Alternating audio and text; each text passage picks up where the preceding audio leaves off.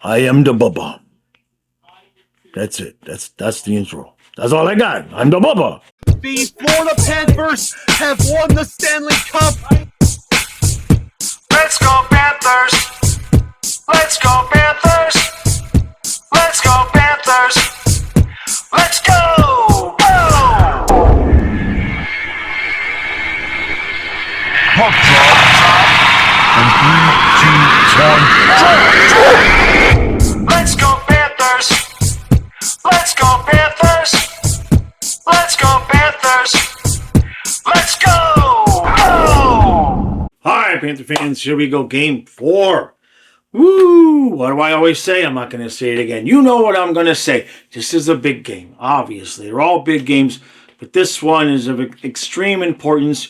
You get the series tied, then all of a sudden nothing has happened, and it's a best of 3 with 2 in Toronto. Now, no line changes for the Panthers tonight. Not sure what the Leafs are going to do.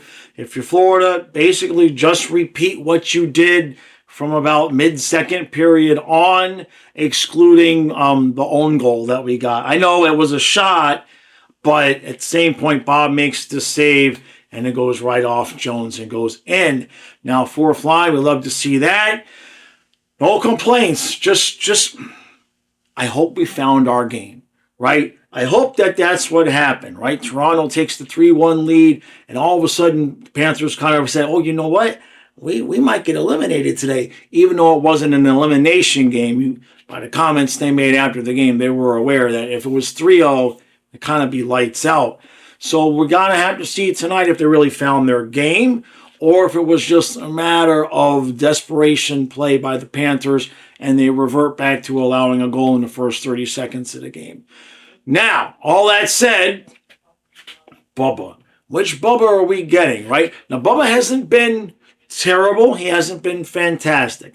There's been some goals that aren't his fault, like the last one, the tying goal, right? I mean, he saves it, and you know the rest of the drill. But he's also not been the normal, right? He hasn't been, he hasn't been spectacular. He's been decent enough to keep us in this.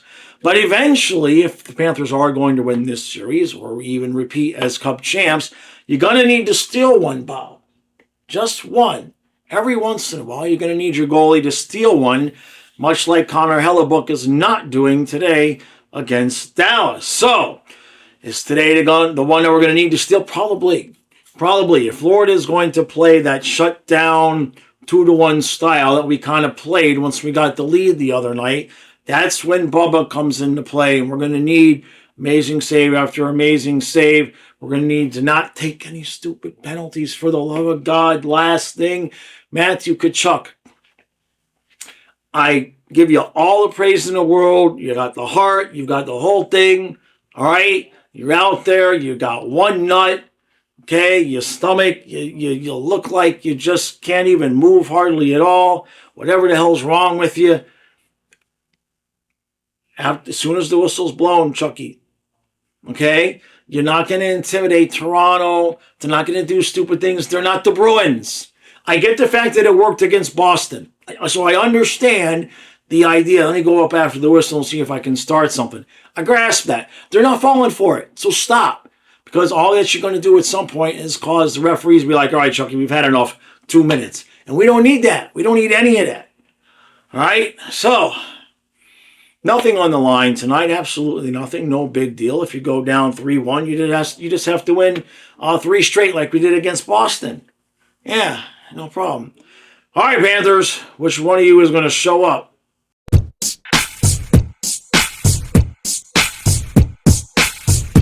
All right, so 1-0 Panthers after 1, and it should be at least 1-0, because Panthers had not 1 or 2 or 3, but 4 power plays in that first period. Now, of course, I suppose Steve Dangle's already blaming Colin Campbell. What I will say is the first one was a high stick. You have to call that. The last one was delay a game. You have to call that. The 2 in between, they got knives for boarding Verhaeghe. In February, that's boarding.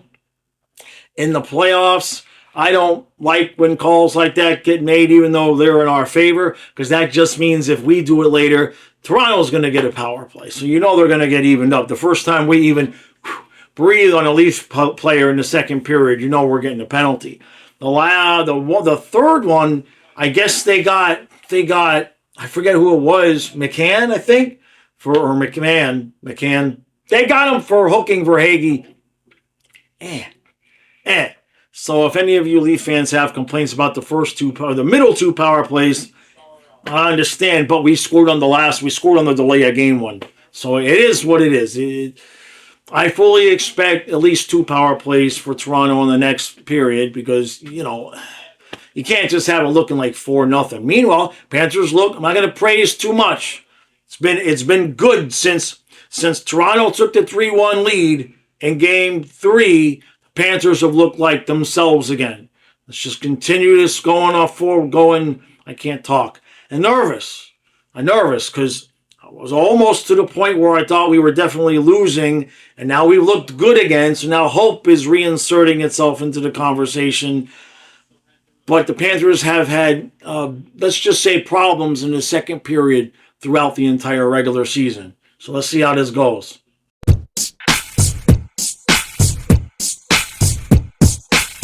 So, still 1-0 after 2. What did I tell you?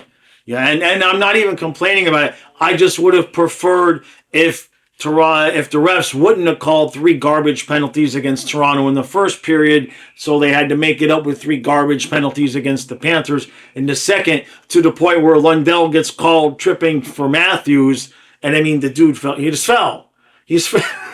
So no harm, no foul. The Panthers have had some really good shorthanded chances, and Joseph Woll is keeping Toronto in this game or out shooting them by a ton.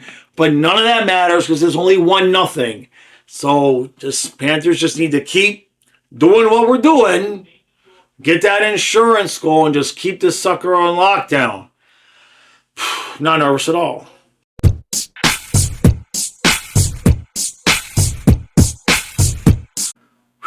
One, two, that's 2. Okay, so,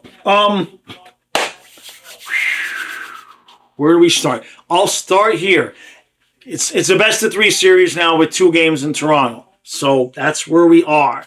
But where we also are is that since Toronto took the 3-1 lead, the only goal that they've scored is the one that Jones put in our own net from the Riley shot after Bob made the save and it went off Jones. That's the only goal Toronto has since they went up 3-1 the other day. So at some point, the Panthers' light switch turned back on in this series. Now, I had picked Panthers in 6. That was my original pick. And, I mean, anything could have happened tonight. Joseph Woll played his absolute ass off. Now, I know I'm going to talk to Bubba here in a second. Good job, Bubba. I don't want to steal your thunder. Good job.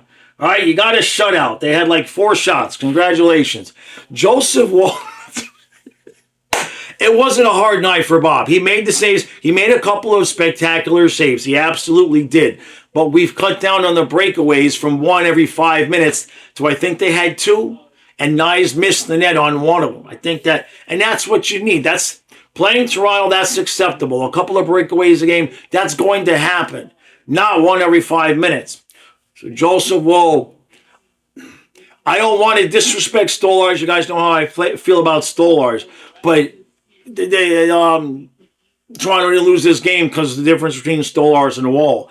Woll was an absolute wall back there. Not to make a pun. He played outstanding, and you really can't ask for more out of the guy. We peppered him with shots all night, and he made a dozen saves that easily could have gone to the back of the net. Now, what happened on the ice? Rodriguez gets hit by OEL. I didn't see a close enough shot or replay that made it look like it was anything other than shoulder, like maybe. I didn't see him get hit in the head. He looked like he got hit in the head. He looked like he was concussed. But I don't know if that was from him hitting the ice or whatever. Either way, they put Thomas Nosek up there, and that looked good. Nosek is a good hockey player. So if Rodriguez is out, I would expect Nosek to keep that spot.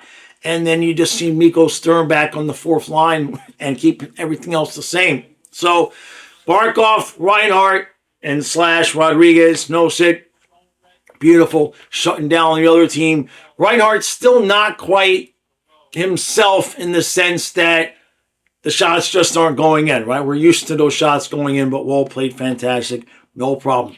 Bennett, Tkachuk, Verhaeghe, wow, beautiful. Beautiful. Verhaeghe got the goal. Bennett got the second goal. Tkachuk looked pretty good out there. Since the first 2 games, he was an absolute massive liability. He's looked better since those first 2 games, especially tonight. He actually stayed with Tavares. He was one-on-one behind the net with Tavares and actually took the puck away from him.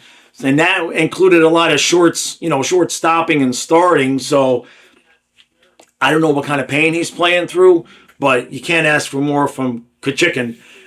Third line continued to do what we needed to do. Bennett, Marchand, Lucian had their chances tonight. Marchand is just all over the ice. It's just incredible. And before I forget, I want to make sure I give Carter Verhaeghe credit for a couple of back checks. Late in the second period, I think another one in the third period. He's playing the full sheet of ice. I don't want to hear anybody complaining about his defense anymore. I haven't complained about it in a while. I thought he's been playing better on defense for a while, but you're seeing it out there on the ice. And of course, the fourth line, every time the fourth line's on the ice, they got chances. So good job for Maurice making the appropriate lineup changes and having, I assume, already having a plan in place for, like, if Rodriguez went out, Nosek would move up, and that worked beautifully. In terms of the defense, crickets, right? Ekblad, since coming back from his suspension, has looked like a viable, capable, top-tier defenseman, which makes me wonder how in the hell we're going to give him any money, because we already got Seth Jones. Seth Jones was responsible for one of the breakaways. He fell down. That seems to be a nightly occurrence. He needs to go take some ballet lessons. Everything else on defense was fine. Bob was perfect. He was perfect. He had about 3 really big saves. I think there was one on, was it Marner or Nylander that had a shot where he had to jump back across the crease and make the save. He had to make a few other really good saves, a glove save. So he had a really good night. It's just he wasn't tested on a consistent basis. There was a lot of times where like 5-6 minutes would go by and we didn't even see Bubba in the picture.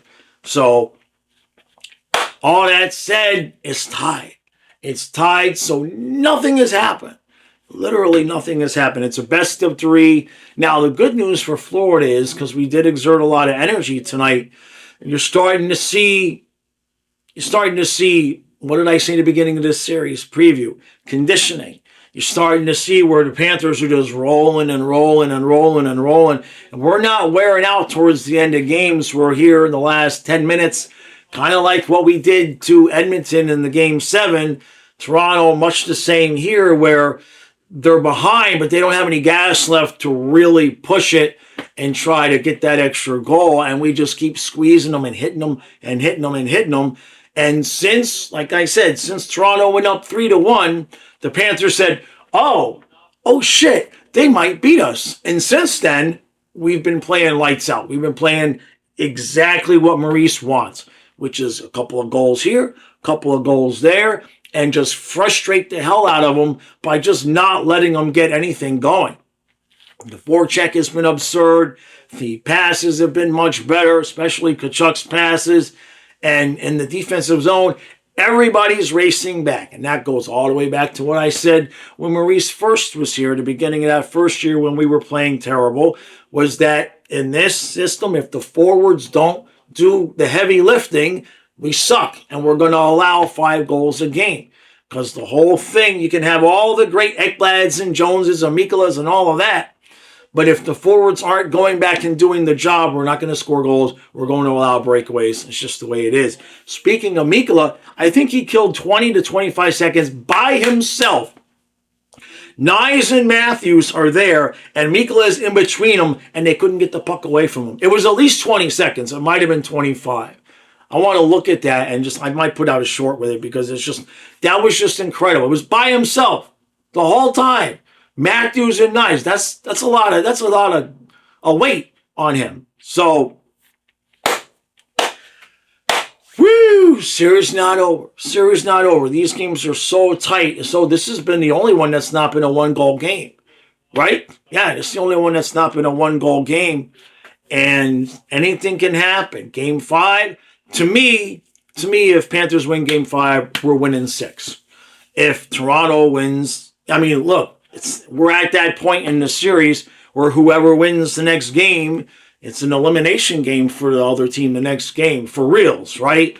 So I wouldn't be shocked at all to see this go 7. I know I said 6 in my series preview. I don't know what you do if you're Toronto. I don't really know what more you can do because, yeah, you've got the Matthews and you've got the Nye, you've got that whole top line that's elite, but we got 2 lines that can cover that line and shut them down.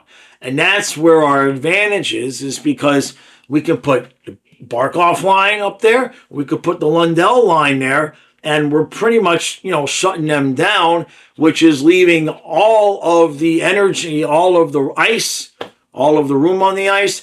It's helping the second line, which is why you're seeing Bennett and Verhaeghe and Tkachuk, especially Tkachuk's got open ice to skate in, because if we put Lundell against that top line, now who's against Barkov, right? And then by the time you get down that list, it almost makes it that the Barkov line is like a third line in the sense that Toronto's just running out of guys to cover. We've got those 3 lines, and I'm not saying Toronto doesn't, but the luxury of being able to have 2 lines, especially at center, that can cover and handle Matthews, there's not a lot of teams that are going to be in that position. And so it's kind of a bad matchup for Toronto in that regard. I don't really know what they can do. Goaltending is not the problem. The defense was, and we had a lot of puck possession in this game, right? But we might be starting to wear, that's what Maurice's system is. We're just pounding the defense and pounding them every time. And it might be starting to wear them out a little bit. You saw a lot more times tonight where we're able to have puck in the offensive zone and their defense is kind of collapsing a little bit and backing up. A lot of long shifts for their defense. And that's not going to change. That's just going to continue to get worse and worse throughout the series because, what I say in the series preview, the Panthers are just so well conditioned. That is just what they've done.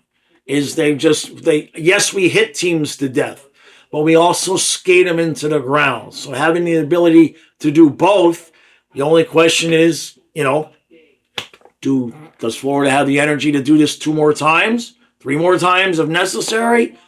They look good tonight. And the good thing is, last thing I'll say, is that schedule makers did us a solid. I know there's usually an extra game sometimes, but there wasn't an extra day. First 2 in Toronto, 1 day off, next 2 in Florida. But now there's 2 days off. So though Florida expended a lot of energy here tonight, and Toronto too, there's the extra day. So both teams should be a little bit fresher on Wednesday. And then I would assume, I'm not sure if the next game is Friday or Saturday, I'll have to look. I would assume this would be the only time they're going to have the extra day off in between. And that's also part of the reason why Florida's playing better, is we do tend to get better results when we're in the groove of that every other day, maybe 1 day off, extra rest, every other day type of. We had that layoff before this series started, and I think that was to Toronto's benefit. And we just, whatever light switch they turned on when Toronto went ahead 3-1, I think that was the first time that the Panthers actually looked at themselves on the bench and said, hey, we might lose this series. Like, it's been a completely different team since then. And I don't think this has got anything to do with the Leafs and they're leafing this series or choking or anything like that. It's just when Florida is playing as they can, that's what happens on the ice. You can't do it every single night. You can't do it much during the regular season. But when this team is playing like the machine they're capable of playing, good luck. Good luck. So, all right. Woo! 2-2. Let me tell you what, when it was Toronto, and that's how you say it again, I said it last recap. Series is 2-0.